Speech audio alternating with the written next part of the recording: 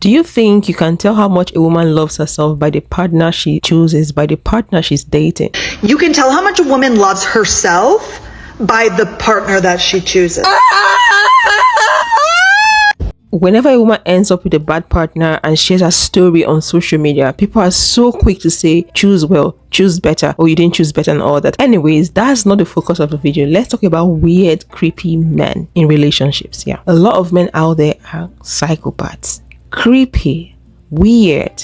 Note, I didn't say all men, but a lot of men. You have to be careful of the man you've decided to have an intercourse with. It's very important because you don't know where he dipped in before coming to you. And I'm not against people wanting to have one night stand or people wanting to have sex on the first date. I believe we are all adults, so it's up to you to decide. But personally, that's not my thing and I wouldn't advise anyone. Sex is more spiritual than physical. People just don't acknowledge the spirituality of it. Sex is deeper than you can even imagine. So this is a story. New fear unlocked for anyone dating. I was told the most insane story over the weekend. Of course, I have to share it with you. This story is about a friend of a friend of a friend. So I don't know who this is. Sorry if this is you. So this girl goes on a Tinder date and they vibe, get on really well, have a really good date. So she goes home with him and she spends the night. She obviously liked him and they had a bit of a connection and he seemed normal. Then a couple of days after the date, she starts to feel a little bit not right down there. So she goes to the doctor, obviously thinking, this guy's giving me something. So the doctor does some tests and gives her some antibiotics. A few days later, she gets a phone call from the doctor and he says, you need to come in ASAP. Obviously, she freaks out, like I would freak out, like what is this? So she goes back to the doctor, he sits her down and says, we need the details, the name, the number, the address, everything of the person that you slept with. You would literally be thinking, that's my dog. You would literally be thinking, what the hell is going on, right? So the doctor explains, we have found out what's going on down there and it's not your standard. And he proceeds to explain to her that she has bacteria down there and that bacteria can only be found one place. This is where my jaw dropped. That bacteria is only found inside dead bodies. I'll let you process that for just a second. So yeah, the guy had obviously with a dead body and then with her. I literally don't think I would get over this. So obviously the police got involved, he was investigated. Turns out that he did work somewhere that had access to dead bodies, I'm guessing a morgue. And he was arrested and I think he's in prison. There are so many fears about dating and this has just added to the list quite high up.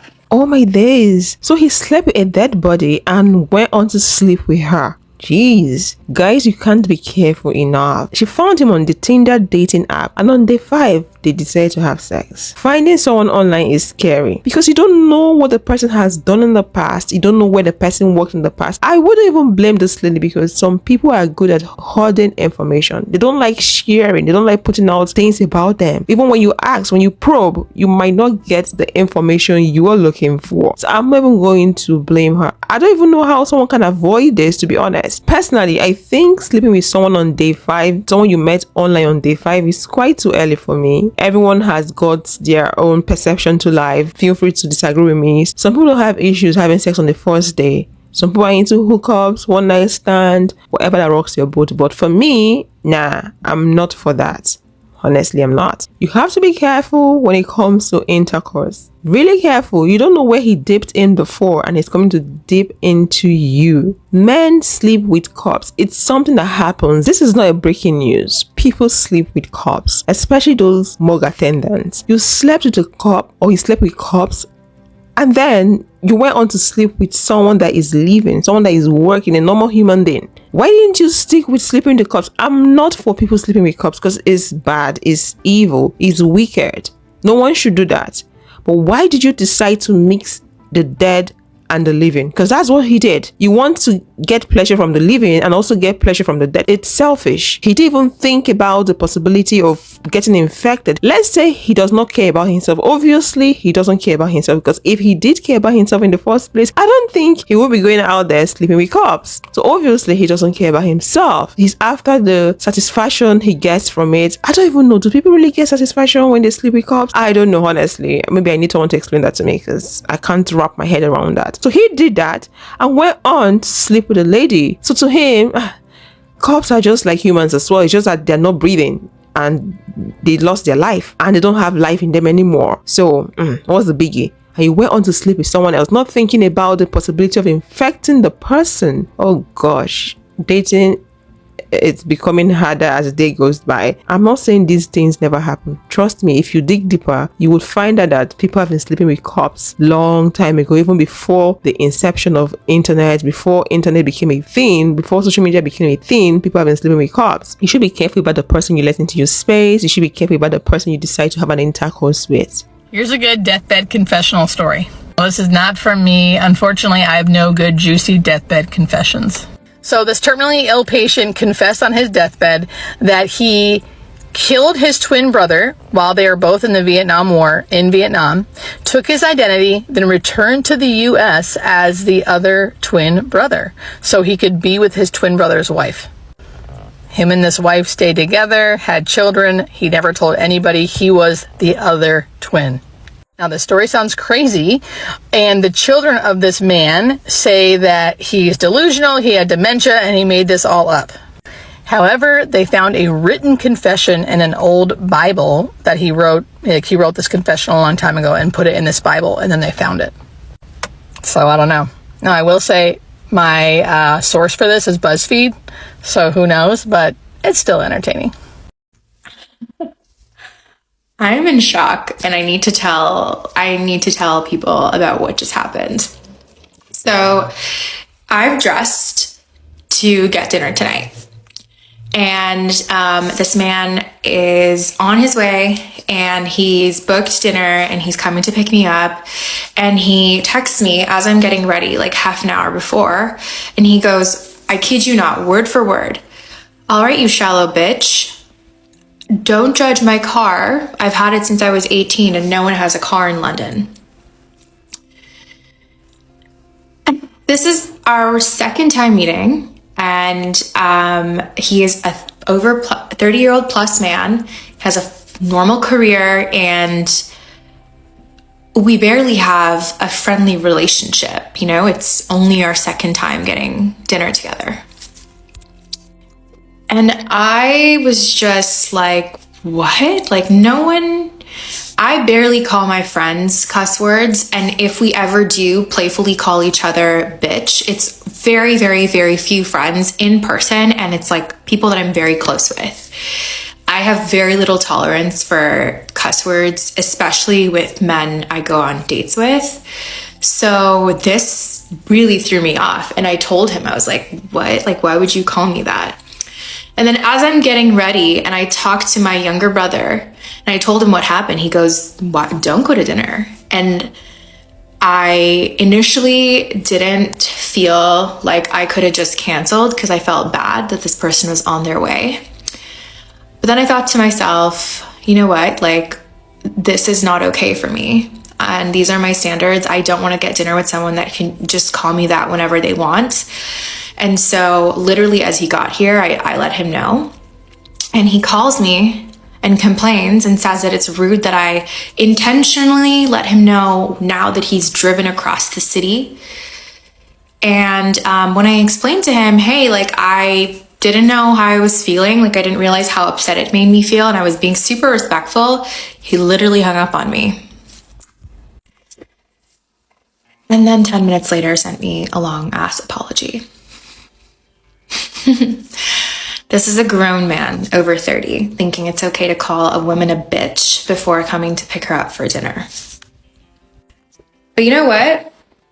When one door closes, another opens, because another sweet boy who is planning a date began texting me about the next date that he was planning for us. And moral of the story is, don't be afraid to cut people off on the first go, because what the hell? What should I call that? Insecurity. All I see is an insecure man trying to tear a woman down because he feels uncomfortable, he feels insecure. He's 30 years plus, if I'm not mistaken, and he's still holding on to a car that he had when he was 18 years old. It's obvious that he was feeling uncomfortable about the car, and him saying people didn't have a car in London and all that. Really, excuse me? That car should be over 12 years, 13 years old or more, and you're trying to heap your insecurities on her by calling her a bitch on a second date. What does that say? What does that tell you about the man? Man has an issue. Even him talking about the car and explaining to her about the car, oh, this is there, like, he's so insecure. He's so insecure. It's okay if you feel uncomfortable about your car and you feel like she might judge you. You can keep that to yourself, or just talk about it in a not intense way and laugh about it. That was a huge red flag there, and I'm glad she did not continue with him. I'm glad she called off the dinner. When you see the red flag, don't make excuses, honestly. Once the red flag is right in front of you, staring at you, do not make excuses. The best thing to do at that point in time is take action. Red flags are always sticking out. We all see it, but we always choose to ignore. Just be like, hey, I just trying to and get my nut. Go ahead, girl. Do it. Okay. Just, there's somebody around the corner that want to do that. But if you want to go on Hinge or something like that, and you want to date, like, no. I'm just saying. Oh, okay, goddamn. What's up, Complex? We are here in LA at Tinder's Single Summer Series party, asking people what their red flags are. Let's go. No accountability and hygiene. I'm sorry. I'm clean. I take showers. I clean my apartment. Can't stand dirt. Like, I'm sorry. I can't stand dirt. I don't want my guy to be like wearing open toes type of shoes. No toes. No toes. Sorry, no toes. When people use a certain tone of voice, it's really common in Los Angeles. When girls talk like this, or like, I don't know, like, I'm sorry. They're too into me right away. I'm like, get away from me. Biggest red flag, probably girls you take back to your college dorm room who steal your AirPods, your debit card, and your roommate's AirPods, and your friend's AirPods. You okay? Sounds like a personal story. Like, how are you doing? She might have.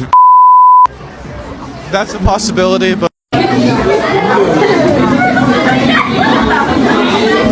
Not confirm or deny. How about you? Any red flag? You know, a red flag for me, if they have dating apps while they're dating you. Never thought of that. Obviously. If they're mean to me, trying to be cute, or if they ask me to cook for them right away. Like, I just met you, sir. No, thank you. If you take yourself too seriously, it's not fun. It's not attractive. It's not cute. Okay, my red flag for dating is if they don't have any long-term friendships. Because if you can't have a long-term, like, bro, then you are not prepared to have a long-term relationship. Thank you so much for watching. Please go ahead and share with me your red flags in the comment section. For me, I have a lot. Of course, I believe you all have a lot of red flags. I will share 2 red flags. 1, I don't like men that talk too much, and I don't like proud men. Yeah. Okay, guys, this is all I have for you in this video. Thank you for watching once more.